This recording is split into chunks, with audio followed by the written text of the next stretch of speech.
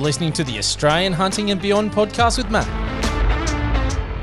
where we talk about hunting, shooting, fishing, camping, and everything else that the great outdoors has to offer. Let's get into it.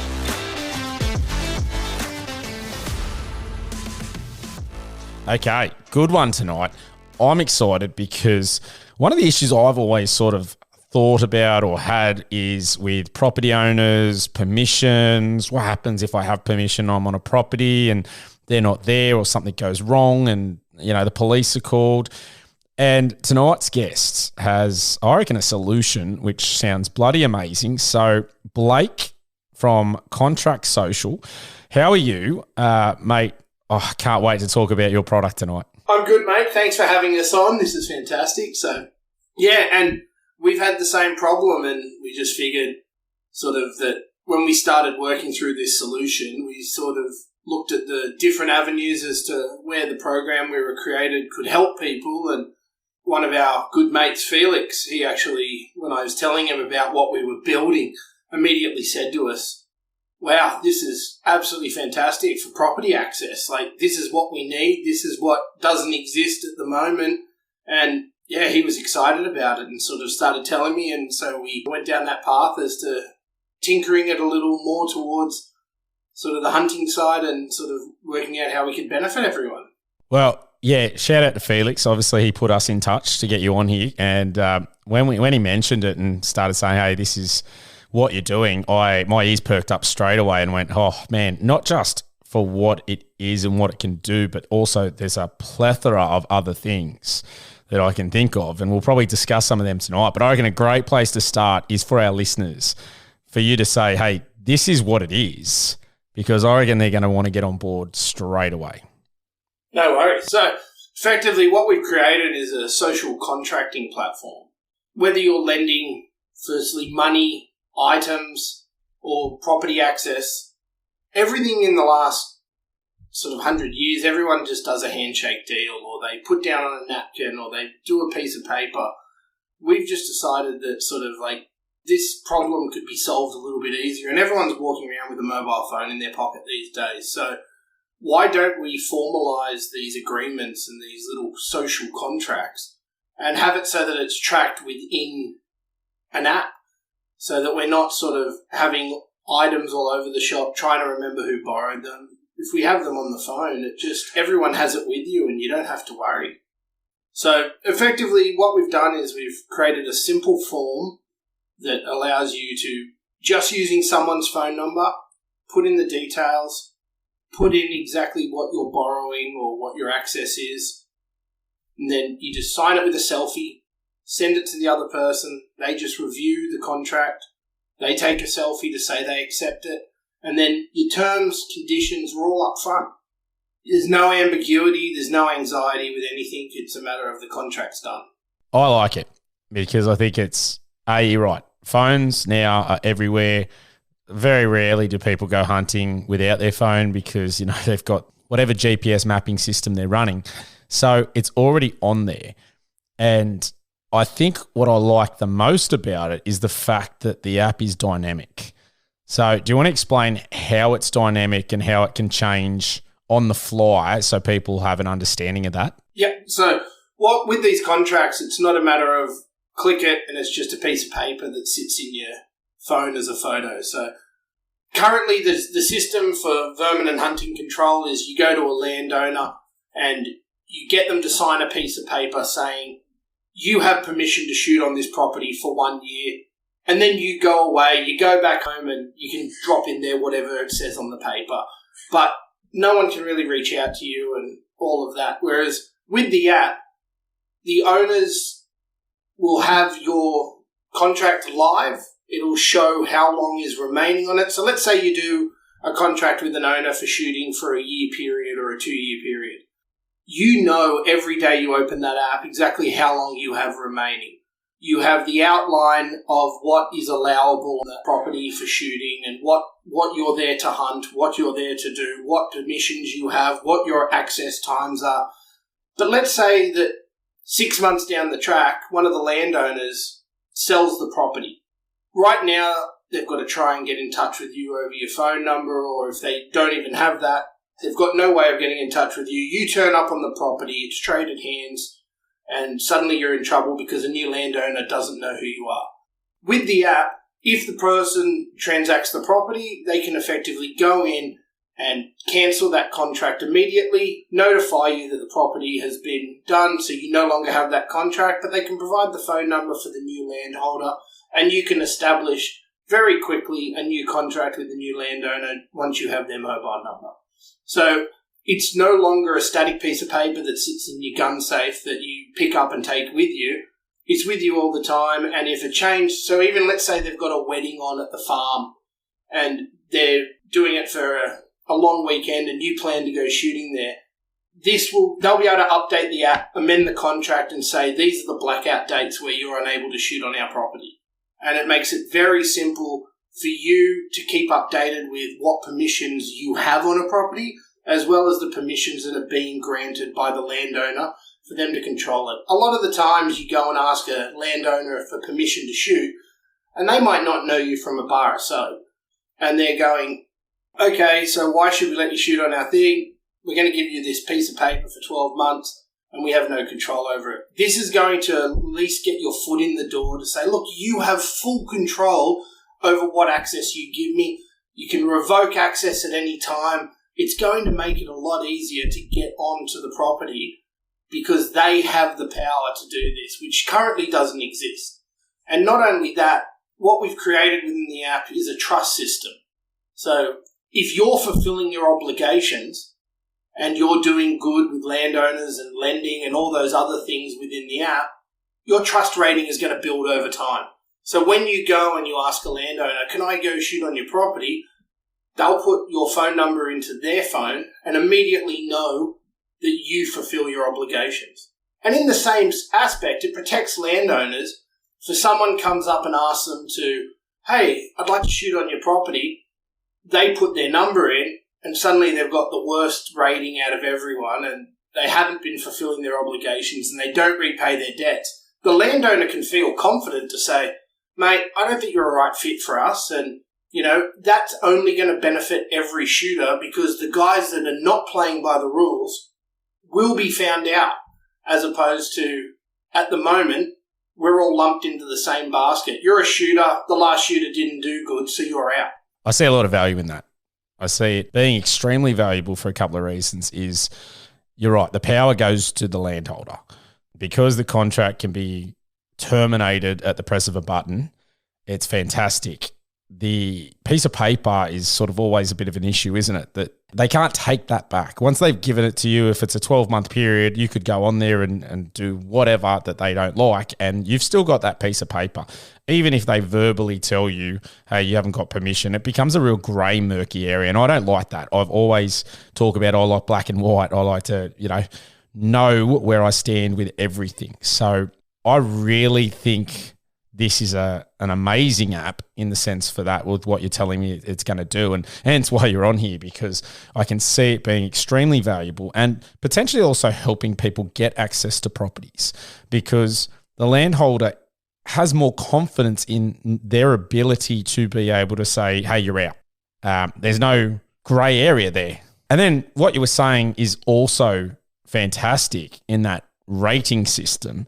And I know it's not a rating system in the sense that they give you 5 stars or whatever like that, but if you fulfill it and meet your obligations, it shows that. So if you don't have contracts terminated for whatever reason because you are doing the right thing, which I hope most of us do, and I'm pretty confident that's the case, it does give landholders a little bit more confidence in shooters. Because I always have said that I see people trying to get access, and I'm one of them, and say, hey, I can provide referees. But you're not going to give someone that's going to talk badly about you, let's be real. And how does the landowner actually know that they're a genuine referee? They don't. Now, again, there's always a workaround for different systems, but I really do think this is a pretty decent way of that owner being able to say, oh, he's fulfilled whatever, he's got a rating of 100% or whatever, however it's displayed in the app. That has to be a positive for that person trying to get access. And again, it's just another feather in the bow for the owner to say, hey, I'm confident this is the right person. But not only that, the trust system is live. So if you have an active contract with someone and they come on with the best rating possible, if they're doing dodgy deals behind the backs with other people, the system updates in real time so that landowner, when they go back on and check who are the 5 shooters that they've given permission to on their property, and suddenly one of their people has slipped into the bad area because they're not doing the right thing, the landowner has that power to instantly know that, hey, these 4 guys are still doing good. This guy clearly isn't doing the right thing by other people. Is he someone that they've got that trust in the system eventually will grow, and it's going to make it, as you said, a lot easier for people to go up and say, look, based on historical transactions, I've done the right thing and I will do that for you guys too. And not only that, you don't have to create a new contract every year. If the landowner is happy with what you've been doing and the access that you've had and you're following the right things, you can just amend the contract and extend it for a 12-month period. So you don't have to start from scratch. You just do an extension, and then it's also good if a policeman pulls you up on a property or head into a property going, where are you going? What are you shooting at? And you've got a contract that's been running for 2 or 3 years, and the person's phone number is on there that they can contact. They can verify that immediately against land records and make sure that the person that you've got the contract with is the landholder. What excites me about this too is one that I've always had in the back of my mind is if you lend a rifle to a mate, where is that? Like, what have you got for that? If you just say a piece of paper or, you get a safe inspection and the police officer comes around and you got a bit of piece of paper in there saying, oh, the gun's with this person. I don't know. Like it to me, again, it's some sort of like, it's a wishy-washy sort of argument where I can foresee me lending a mate this and going, hey, yeah, I'm going to chuck this in as a contract. Then if a police officer rocks up, here's the contract, mate. He's got it for a week. Here's the dates. He's got it in his possession. Here's the details of everything. Like, it just seems to be such a simplistic way to do things, but to cover everybody really, really well. 100%. And not only do you just have that written confirmation with the time and the date frame, you can also take photos of the item. So you can take a photo of the serial number of the gun, the make, the model, the condition of it, and the other person, when they accept that, are signing it with a selfie. So there is a photo evidence of who has that rifle or the scope or whatever you're lending. There's photo evidence of that right there, and the other person can never say, I didn't borrow that from you, mate. Here's a photo of you holding it. This is what we did when we handed it over. And you just take that photo, put it in there, it's counting down, and you always have that record. So years down the track, if something ever goes missing and you forgot about it, right now, what have you got? You've got your word against someone else's and maybe a piece of paper that could get lost. If it's in your phone, it's in the system, anyone can come and ask you about that years down the track because something happened and there was a shooting on a property and it was during this period. You can go, mate, I didn't have it. Here is my record of who had that rifle at that period. It's in your phone. Yeah, I like that. I just think I'm guilty of it. There are plenty of things that I have zero idea where they are because I've lent them to someone. I've got a trail camera at the moment. I know I gave it to someone. I cannot remember who the hell I gave it to. So someone out there has a nice new camera there.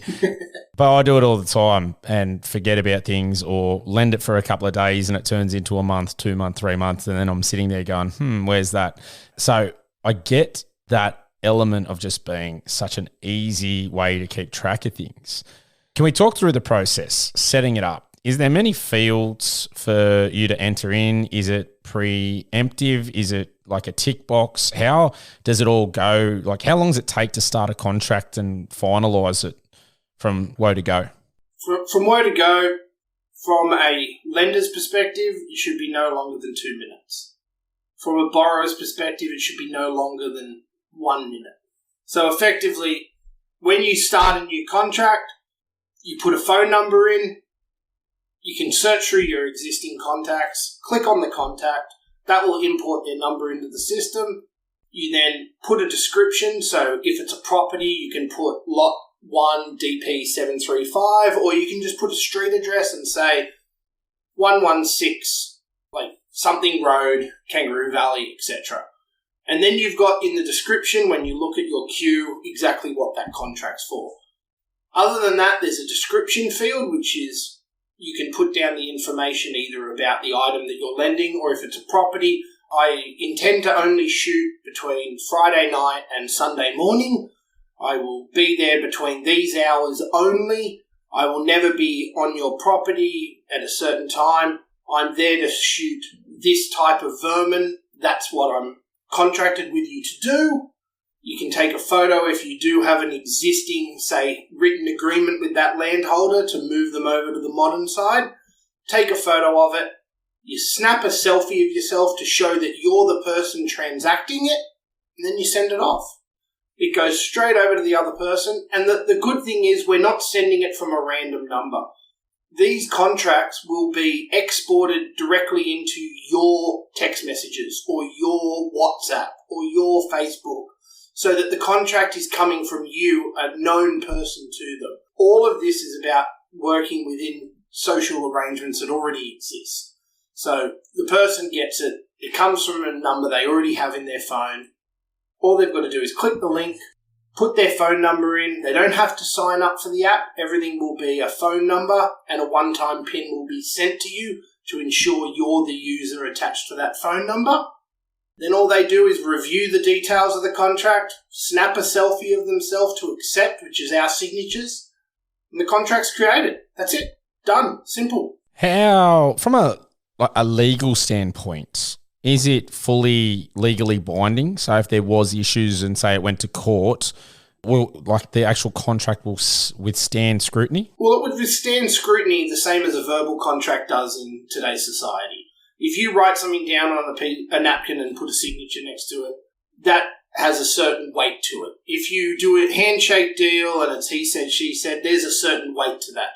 So while we're not legally binding, we're not a formal form that's witnessed by a JP, etc., there is still that social obligation, and by taking the photos of the users, both sides of the party in the transaction, there is a weight to what you've agreed to and the onus of what the agreement was, what your obligations on both sides were.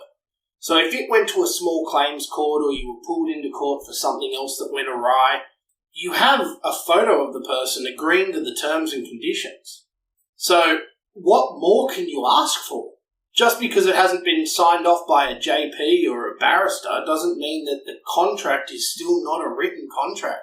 It's like sending an email with I will accept this job for this fee. Someone says back, great, no problems. There's a written contract. It's the same thing. We're just providing the platform for you guys to create these contracts for whatever you see fit. Yeah, look, I like it.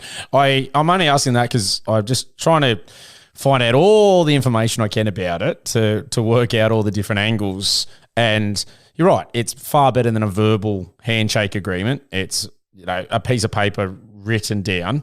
I like the idea of photo evidence, and it's much clearer because I've always said that a letter, is that a signature? What happens if the signature looks a little bit different? Like there's a bit more grey, whereas a photo, you sort of saying, hey, that's black and white. The phone number as well re-establishes that as well. So and that's it. The phone number is a legally binding contract with a phone company which required 100 points of Australian identification to set up. So if someone, and this is why we've specifically chosen phone numbers as our unique identifiers, is someone can easily go and change an email address. If someone wants to nick off with one of your items and they were HunterMan34, they can easily go and create a new email, HunterMan35, and start the process all again, whereas people are not going to go and change their phone numbers. And if the police have someone's phone number, they know exactly who that person is. So it's a lot clearer. Yeah, I like it. So let's unpack a couple of different things here. Where did the idea come from? Like, how did you come about it? What's the background of the company and the name? Where did the name come from? Because it's spelled a little bit differently. I'll get you to touch on that so that people understand why and how they can find you and the app as well. Okay, so firstly, let's start at the beginning. So a family acquaintance of mine borrowed some money a few years back, And look, all good intentions. It was a matter of starting a new business, getting everything sorted. I lent money that was due for my taxes later that year, and I was excited sort of like to help them get a leg up and get going. Now, come 18 months later and not a single repayment's been done, and I have a conversation with this acquaintance and said, kind of need that money back at some point. And they literally turned to me and said, but you didn't set any terms. I was a bit flabbergasted. Wasn't really expecting that as a result. Like, the onus then became on me. The anxiety came on me. The ambiguity was clearly my fault, where I had not set terms and conditions of my agreement, and therefore they just felt that it was a free loan that they could have into perpetuity and didn't have to worry about. And then I had the stress of, how do I bring this up? How do I do it? Am I going to lose a relationship over this? And, is it going to cause me problems down the track with when we see in social situations? And so I said, you know what? There's got to be a better way. So I walked into a mate's office and said, this is my problem. This is my solution. Do you think it'll work? And we sort of just started getting to work on building it. So that's where we came up with the concept. Sort of everyone lends things, and every single person I've talked to has had a story about a lawnmower that's been lent between brothers who no longer speak over it, or money that's been lent, or a favourite book that God knows where it went. So we thought we can do better. Now, the name Kontrak Social, we use the Indonesian word for contract, so Kontrak. So it envisaged exactly what we were trying to do. It's not only a contract, but it's tracking the items. We wanted to never lose touch in what we're lending out, and contract has a formality to it, whereas Kontrak, it's a contract, but we're tracking what we're giving out. So the spelling is Kontrak. It's the Indonesian word, so it's legitimately what we're doing. And we thought it was also a little harsh to say to someone, hey, I'll lend you $50 or I'll give you access to my property, but I need you to sign a contract. So we thought we'd soften it up a little. We went with Kontrak Social. We went away from the signatures and went for a selfie. We're using the EXIF data so that also to avoid with the rise of AI, we don't want people faking with deep fakes, etc. So we're eventually going to build in a verification system that will identify that A, the photo was taken within the app, B, it's at the time and location of the phone itself and not produced from a third-party AI, etc. So, yeah, we've just been building that and getting it ready, and we think we can help a lot of people. How hard is it to do an app? Like, that seems... I mean, you don't think about these things, do you? Like, they just appear. You jump on the App Store. I'm Apple. Sorry, Android users. I have no idea how you play with those bloody things. But I jump on the App Store, press a button, and it's there. You don't think... Oh, I don't think. What's the back end like? Like, how hard is it to start one up from scratch? Mate, how long's a piece of string and how much money have you got?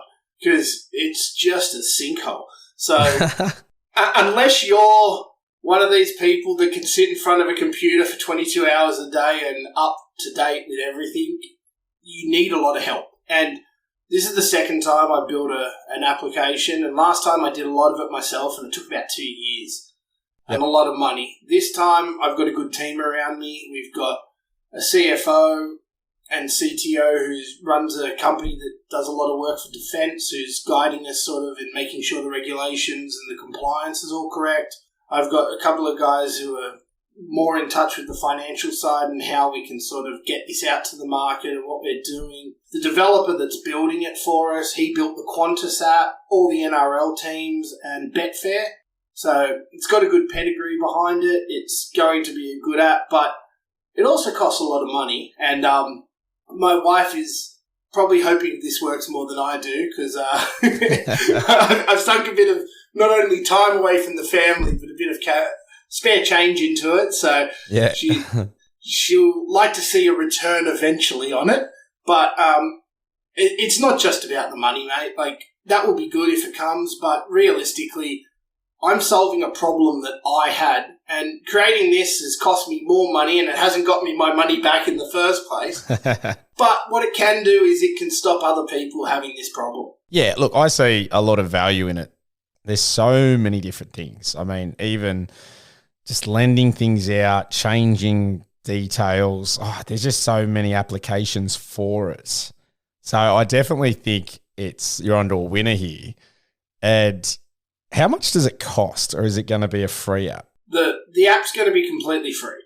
So yeah, nice. we will down the track probably have certain subscription models and things like that, but with that would come more functionality. So yeah, we've only put the money in for the MVP at this stage. So minimum viable product. We're testing our hypotheses. We're trying to make sure that people are going to use the app, and we're not sort of creating something that no one wants. Yep. But when we start getting further down the track, we have a lot of ideas and we know exactly where we're going to take this.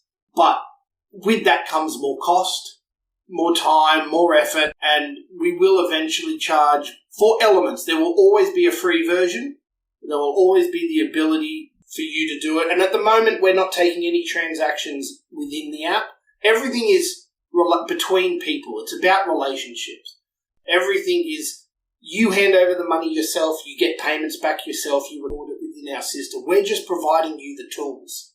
Eventually, we'll make that easier where you can do bank transfers through the app, you can collect payments through there, etc. But for this initial one, not going to cost you a cent. It's going to hopefully allow you to manage all of these property access. We look at the avenues down the track of people using this for adjustments, four-wheel driving access, if you want to go camping on someone's property, or even if you have a property and you want to rent it out and have someone come camp there for a small fee, you'll be able to create those contracts within the app, and you'll also be able to see the relationships and the trustworthiness of those people because they've interacted with the app and they have that trust score in there. And once again, as you said, it's not a matter of someone rating people, so they've got 5,000 stars, it's all great because they've done it. It's a history of their transactions within their community. And we've also tried to stop people gaming the system and creating 5 different burner phones and putting it in there, or 5 contracts with a mate, and they're all being completed and showing that a person has the best rating. If you have a contract with someone, you effectively can only have that one positive contract over, say, a 90-day period, so that the trust system is validated and it's warranted, and it's also, I guess, regulated in a way that it can't be gamed.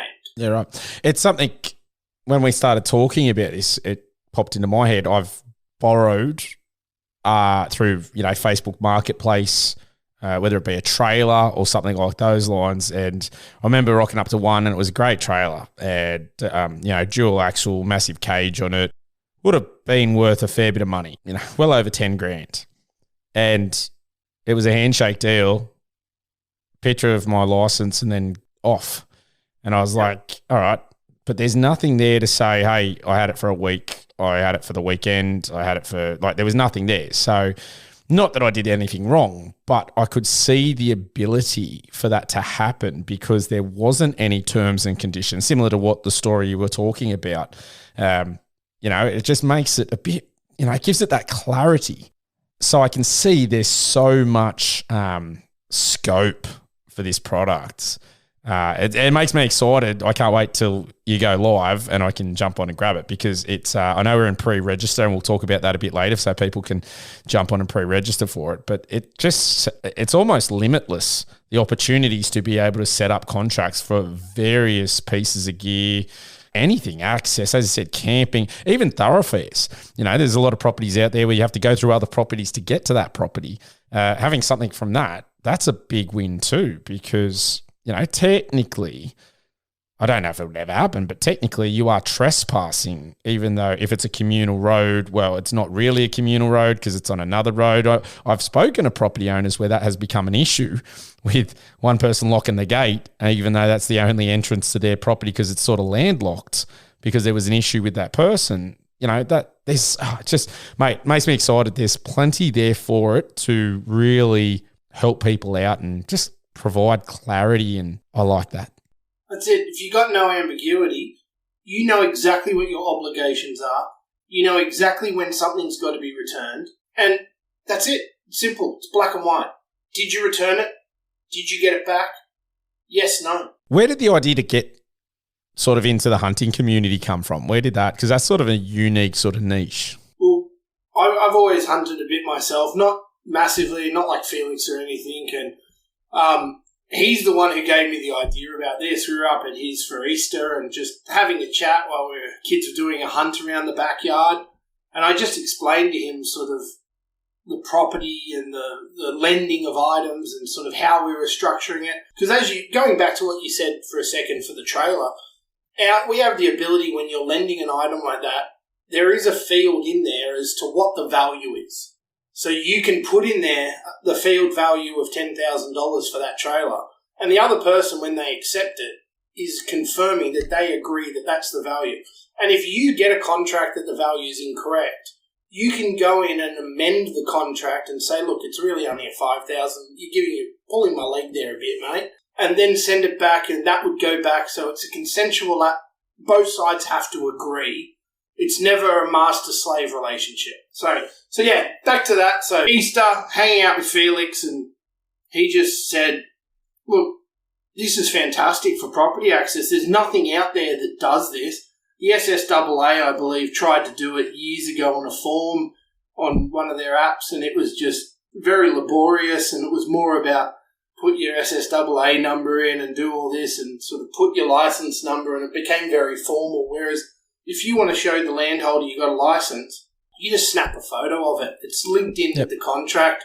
It's sent off. It's done. You're not sitting there spending 15 minutes trying to fill out all the details, ticking the boxes of everything.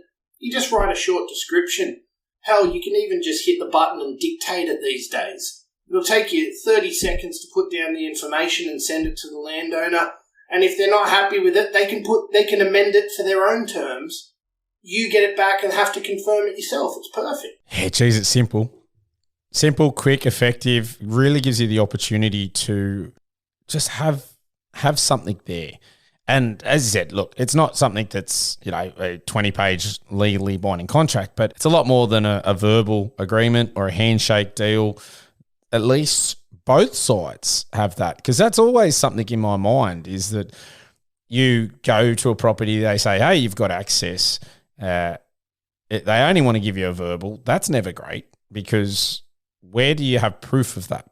If something was to happen, the police rock up and say, mate, have you got permission to be here? You go, yeah, prove it. Oh, the property owner said so.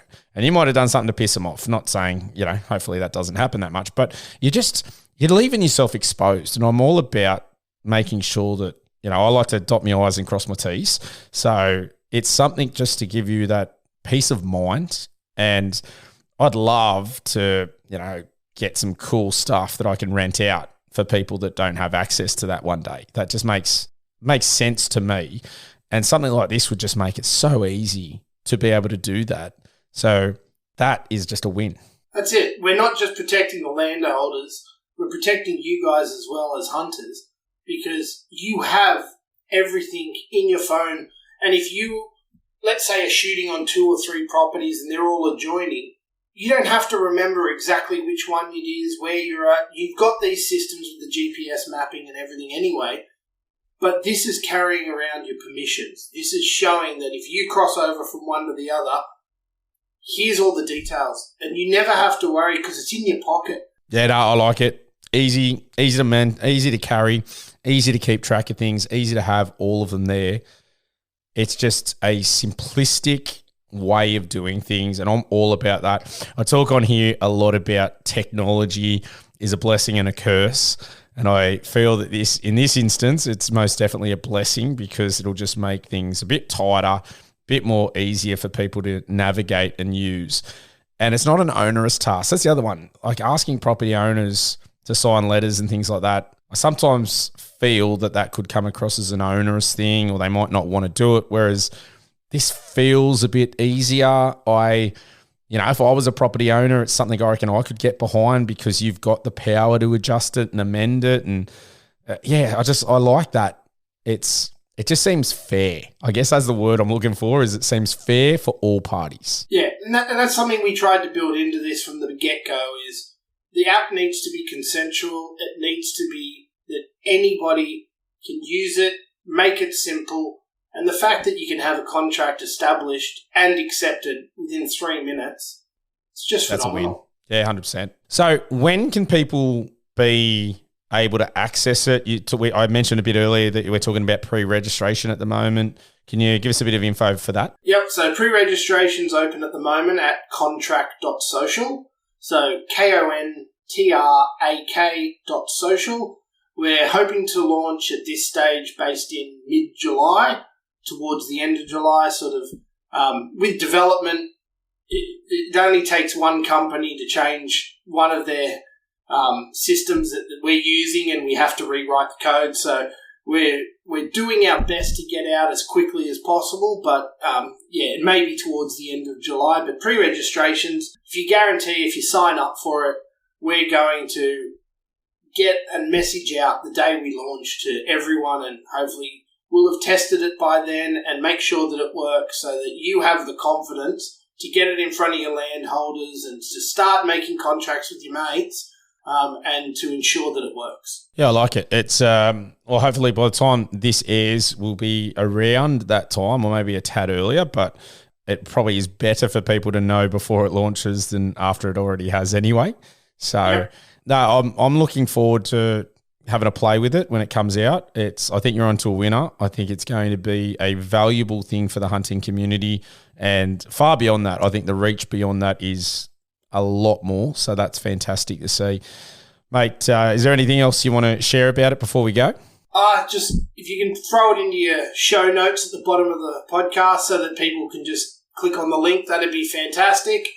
But otherwise, if anyone has anything they want to reach out to me and have a discussion with or anything, I'm open and happy to discuss with them.